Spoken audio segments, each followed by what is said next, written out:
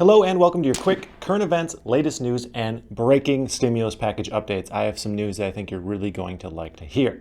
So I'm going to try and jam in a few more news events into this video compared to others. So let me know if you want me to cover a broader area of news or just to keep it concise with 3 main points like I have been doing. I'm constantly experimenting things here. Oh, and of course, help me battle the YouTube algorithm by crushing that like button and subscribing to stay up to date.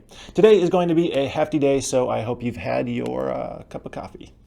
Mitch McConnell has joined the 180 Club again and now feels that the stimulus is needed before the end of the new year. The Senate is neck and neck with a race for the party that holds the majority. 4 states remain to count votes, with Joe Biden currently in the lead by a little bit. Almost 3/4 of Americans showed up to vote. And finally, England is locking back down with Italy on red alert with COVID cases. So without further ado, let's dig into the news. For the past month, we have heard Mitch McConnell speak against passing a stimulus bill before the new year.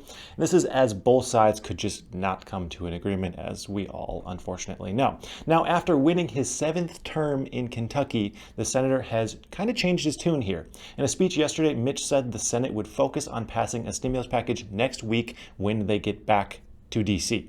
Now, this is good news. The fact that McConnell even wants to continue talks is really good news. However, we know Mitch's packages are known to be kind of small. No offense to Mitch's manhood whatsoever.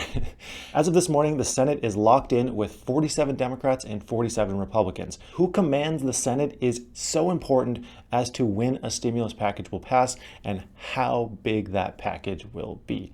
If the Democrats win the presidential election, they will then have Vice President Kamala Harris to weigh in on any tiebreakers in Congress. This would also make Democrat Chuck Schumer the majority leader as opposed to Mitch McConnell, who is currently the majority leader.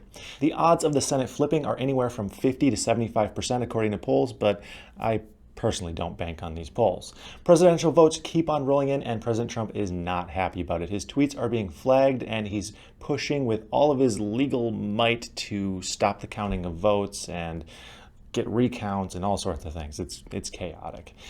With the gap between the two candidates widening by a small margin, Trump's campaign is pulling out all the cards to just try and steer the ship a little bit to victory. I mean, we're counting like just within the thousands of votes right now, the differences between the two parties. The president's legal team is claiming that states are lacking in transparency on how the mail-in votes are being counted.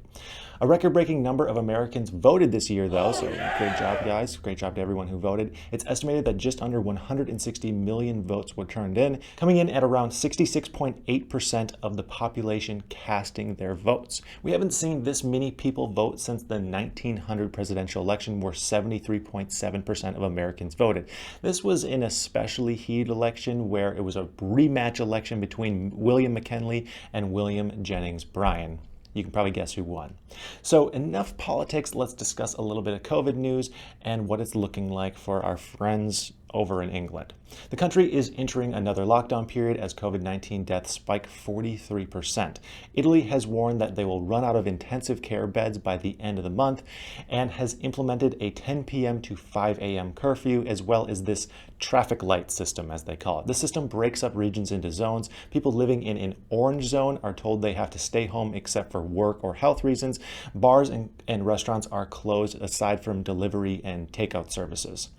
Those living in red zones are not allowed to leave their towns, and all non-essential stores will close in those zones. This lockdown is set to last until December 3rd as of right now.